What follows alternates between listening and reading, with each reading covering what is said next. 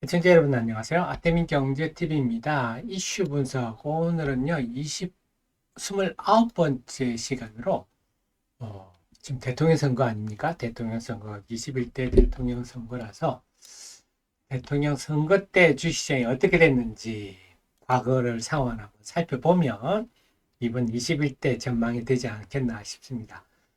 네이버 카페에서 아태민 남다른 주식 투자의 길 들어오면요 이 이슈 분석 코너에 대통령 선거와 주가 제가 과거 사례를 분석해서 올려드렸습니다. 그리고 필요한 정보도 텔레그램 통해서요. 하태우 경제TV 들어오시면 이 자료 만들 때 먼저 알려드리고, 그리고 지금 최근에 중국과 관련한 전문가들의 여러 의견들이 나오는데 중국이 상당히 심상치 않다. 결론은 8월 27일 사중 전에 중국 시진핑 지금 주석이 물러나든지 상당한 변화가 있을 것 같아. 이런 것들인데요. 그런 언론 기사들, 분석들 제가 올려드립니다. 주식시장에서 우리가 알아야 될 일들이니까요. 그래서 텔레그램에서 하태민경제TV 불철주야 보내고 있으니까 많이 활용하시기 바랍니다.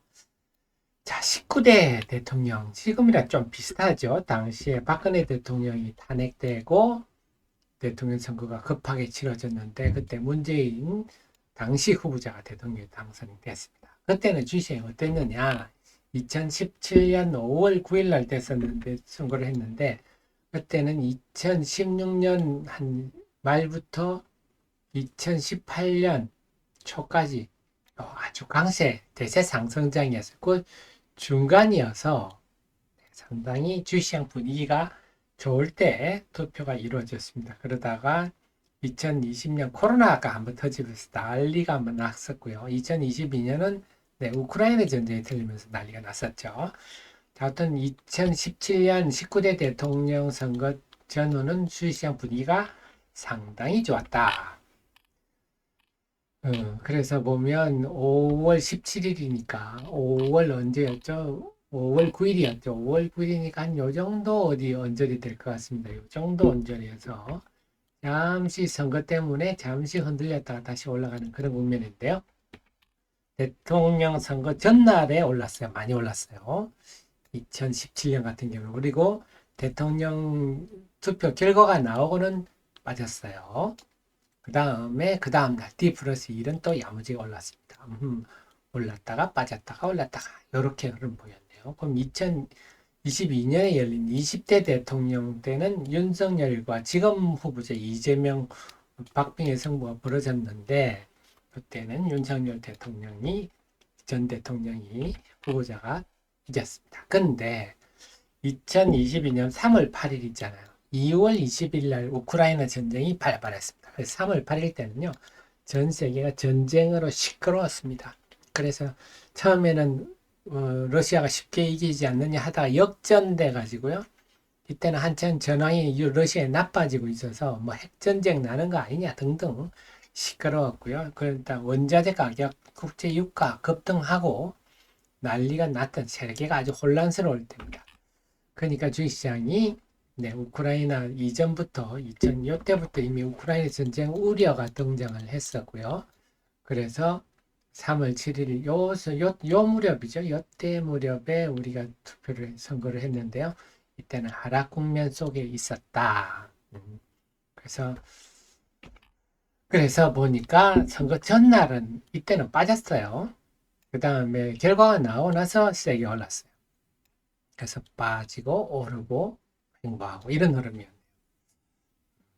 자, 그렇다면 지금은 어떤 상황인가요? 지금은 우리 증시가 지금 관세 전쟁에 속에 있죠. 그래서 3월 2일 날 트럼프 대통령이 상호 관세를 발표를 하면서 폭락했다가 이때 다시 90일 유예 하는 바람에 지금 다시 쭉 올라온 상황. 그래서 관세 전쟁 이전 상황까지 왔는데 이 관세 전쟁이 어떻게 될지 이거 참 예측이 힘듭니다. 그래서 지금은 관세 전쟁이 상당히 이슈가 되고 있어서 참 예측이 쉽지 않다. 저러다가 또 뭐가 나오면 지금 녹화하는 이 와중에는 또 주말에 트럼프 대통령이 철강 알루미늄 관세를 25%에서 50%로 올린다. 또 이런 일이 나와 버렸어요. 지금까지는 처음에는 세게 질렀다가 양보하는 그런 분위기다. 우리가 조금 낙관하고 있는데 방심하고 있는데 갑자기 철강 알림이 세게 나오니까 또 모르겠네요. 그래서 시장 전체 시장은 굉장히 혼란스러운 과정이 있는데 그 속에서 그나마 본다면 2024년에 요거 잘못됐네요. 전 세계 증시가 참 전부 사상 최고치랬는데 우리나라만 많이 빠졌죠. 30% 빠져서 가격 메리트가 우리나라가 상대적으로 높은 거 그거는 좀 유리한 측면이 아니냐 생각이고요. 그러면 이제 전반적으로 정리를 하면 대통령 선거 전날과 D 플러스는 반대다. 그 전날 마이너스면 D 플러스 1일 플러스고 D 마이너스 1일 플러스면 선거 다음 날은 마이너스였다. 이게 우리가 과거를 통해 알 수 있고 두 번째는 대통령 당선자 공약주가 디프라이스 강세를 보였다. 요게 나옵니다. 그래서 윤석열 대통령이 되고는 그때 게임 이런 거 원전 이런 주들이 강세를 보였어요.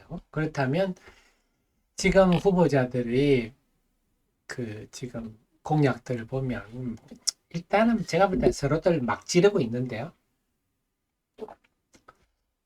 지금 뭐 전체적으로 그나마 본다면 김문수 후보는 뭐 방산, 원전 이쪽이 좀 무시하지 않냐 이런 분위기고 이재명 후보는 AI 투자하겠다 해가지고 지난번에 AI 관련주들 급등했던 적이 있고 지배 구조 개선 다들 좀 막연한 얘기지만 어쨌거나 지주회사 주식들이 많이 올랐고 신재생에너지 태양광 풍력을 강조하다 보니까 그래서 이러면 좀 원전이 조금 걱정이 되는데 또 일부에서는 원전은 지금 트럼프 대통령이 너무 밀고 있고 전 세계가 원전으로 가기 때문에 우리가 덕을 본다 그런 주장도 있습니다. 그 다음에 또 막연한 얘기인데 코스피 5천 간다 뭐 고함 지르니까 증권주도 움직이는데 자 이런 종목이 관련 업종인데 또 하나 고민이 있습니다. 뭐냐 이 주식들이 사전에 미리 좀 올랐던 경향이 있어서 만약에 예를 들어서 이재명 후보가 당선됐다 그러면 또 셀온이 나올 수도 있어요. 그러지 말라는 법도 없고 그래서 제가 관련 업종 김문수 후보도 마찬가지입니다. 관련 업종이 D 플러스 1일 날 어떤 흐름을 볼지 실리가 참 단기 주가 흐름을 누가 알겠습니까? 네, 그래서 참 극도의 불확실성인데요.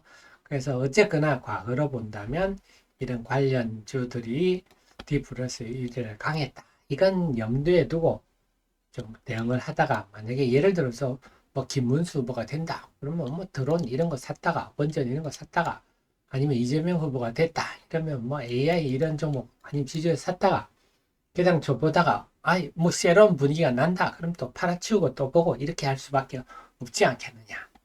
그래서 지금 제가 녹화하는 이 시간이 6월 1일 월요일이고 이제 녹화하는 게 지금 6월 1일 일요일 날 제가 지금 녹화를 하고 6월 2일 날 만약에 우리 증시가 오르면 6월 4일은 빠질 수가 있겠구나.